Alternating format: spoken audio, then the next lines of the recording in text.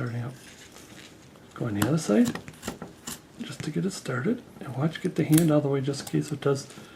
You don't want your finger right there and you're cutting down and it does snap.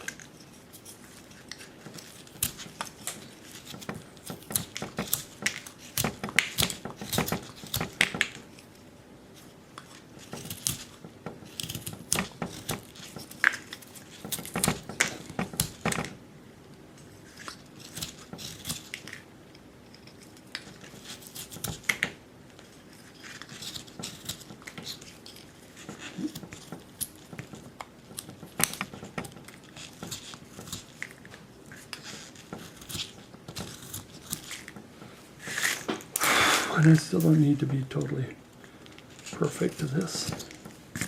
I think in the end, as long as it looks like he's holding a musket or a rifle of the era.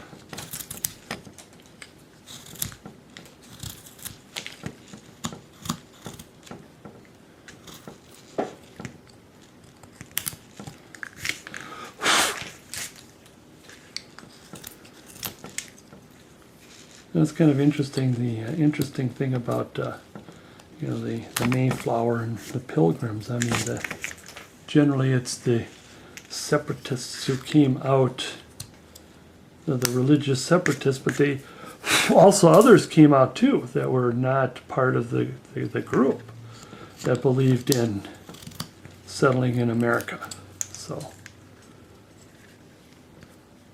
they had extra whatever guns and what have you. I might end up making that a little thinner because I want to start working a little bit on the hand to help guide me how thin I want this gun. So we'll first taking the saw marks off. Now I want to round. Just round it. And taking saw marks off. Again, just getting a feel. Like I said, I like to teach wood carving, you know, teaching how to create your own. I mean, people can come up with their own, they can come out and go to the magazines and books, nothing wrong with that, and finding patterns, but I just like to teach coming up with your own stuff. Now, the thing I like about patterns is that you get to know how things operate, but the idea is from there, after that carving is done, how would you make it different and what would you do? Add this, subtract that, turn this over this way, make it go that way. So, again, I still want to get more of a feel of what that hand's going to be. Now, where you're looking at, it's kind of difficult, but the reason why I want to lay it flat like this, in fact, later on, I'm going to make it so that the gun comes out a little more like this, is what I'm kind of aiming at, instead of it being straight up and down. But I can do that when I'm done. When I'm done, just tilt it just a little bit, because see, this arm comes down. But as for now, let me get like I said, I want to draw this because I want this, the butt on the ground. And I don't have to be can I lift it? Overly perfect. I think, or I can also leave it alone until I'm ready to, I just want to get started. Just get some of the saw marks off, I guess.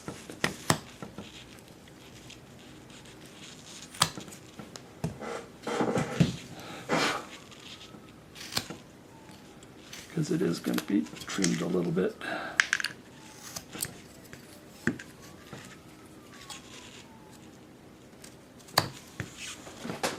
Get back in the camera.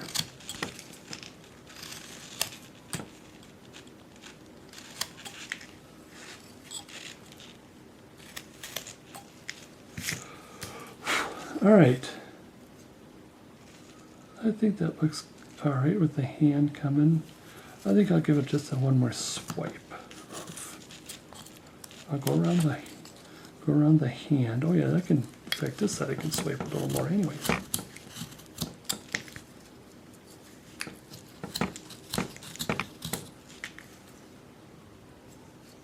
Same with here.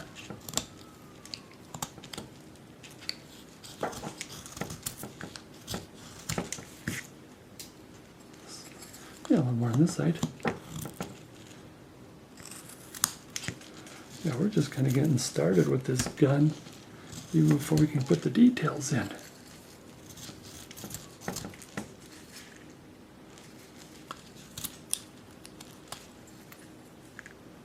Okay, I can probably leave things alone, except there's a big bump here.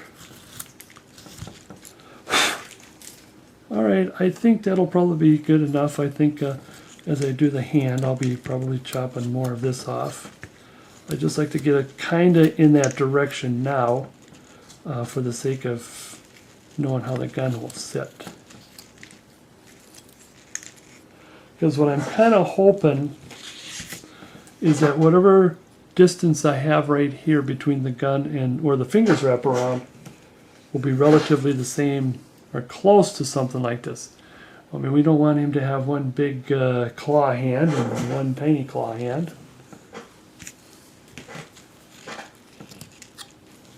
All right, let's get our gun out. Pencil. Do this side first. And take just a little bit of the stock out of there. No, take a lot of it. We got more stock than barrel. Yeah, there's more wood. Oh, I'm sorry. There's more wood stock than barrel.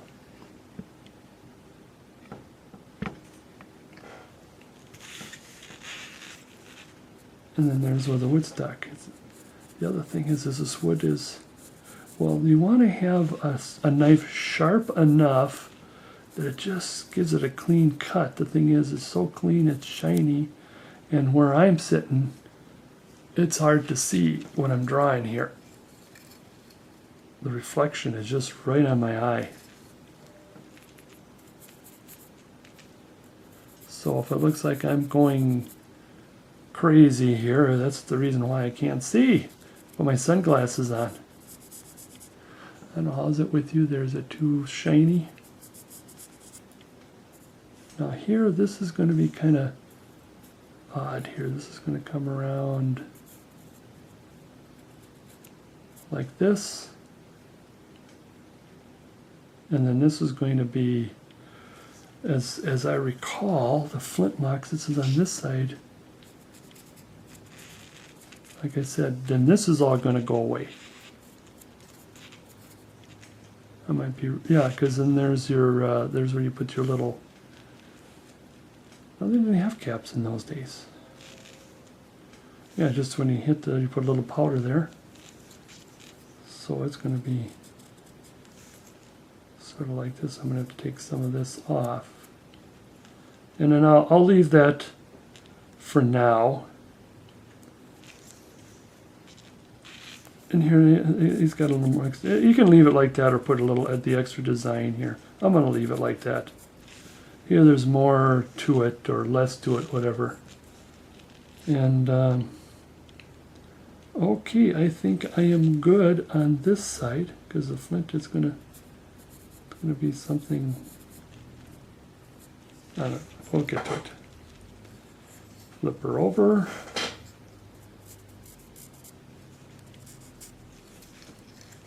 Hope we've got, there's just a little more wood stock than barrel because the barrel is sitting in.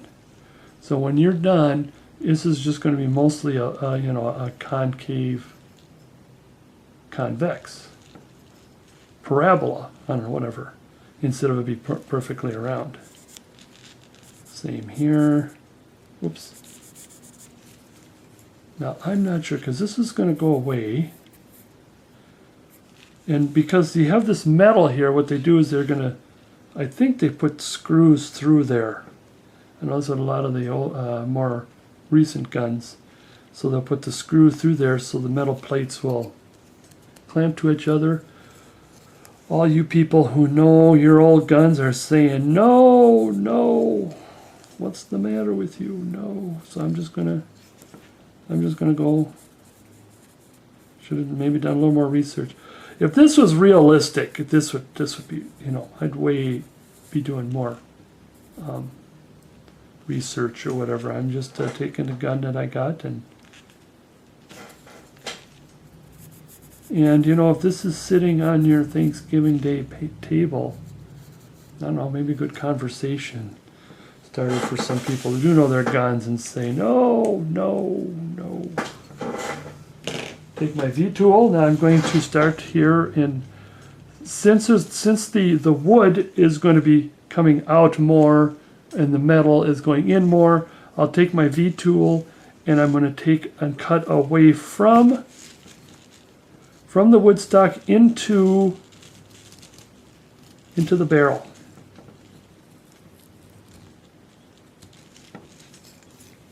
See what I mean? You see that there? I'm leaning away from the wood stock and into the barrel.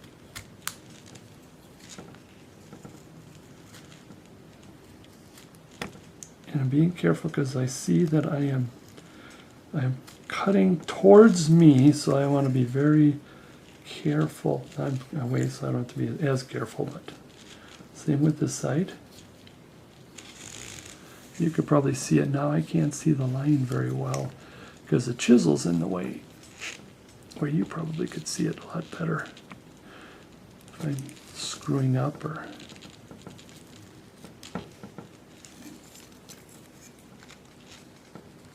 See, I'm cutting towards myself, so I gotta be careful, and I'm cutting kind of with my wrist, not with my hand, my arm. Okay. Same here. Away from the stock into the barrel.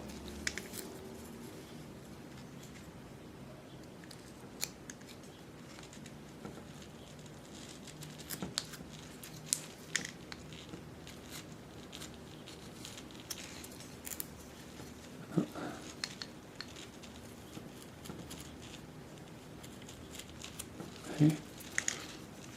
Now I'm going to come to the trigger first. Same thing, into the trigger, away from the wood stock. This is going to be thinned out pretty much. Oops.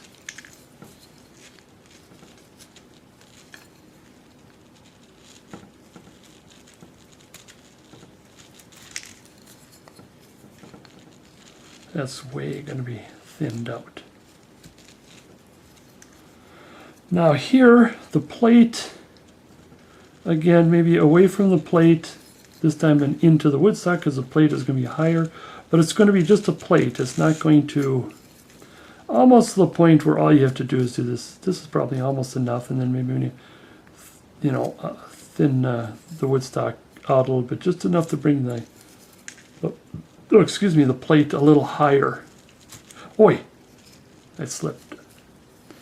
Okay, I'm probably going to do a little bit of this. I'll take a like that because there's the hammer is going to come down, whereas here there's the hammer. So I'm leaning into the hammer away from the wood stock because most of that's going to leave. And this thing here, I'm just going to kind of go around into the wood stock away from the plate. It's still in? Yep.